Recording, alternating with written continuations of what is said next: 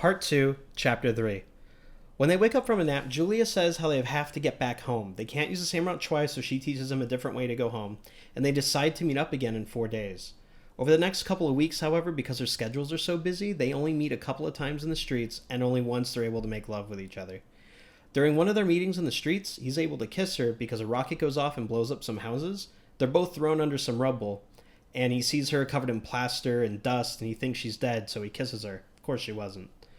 So they're finally able to meet up in this bombed-out church, and they talk and they make love. Julia tells Winston that she lives in a hostel with 30 other girls, and that her first sexual encounter was at the age of 16 with a party member who was 60. But luckily he killed himself, so nobody ever found out about her name. She mentions that she doesn't want a open rebellion, she just wants to live and be able to do what she wants. Julia also tells Winston about why the party wants to control sex.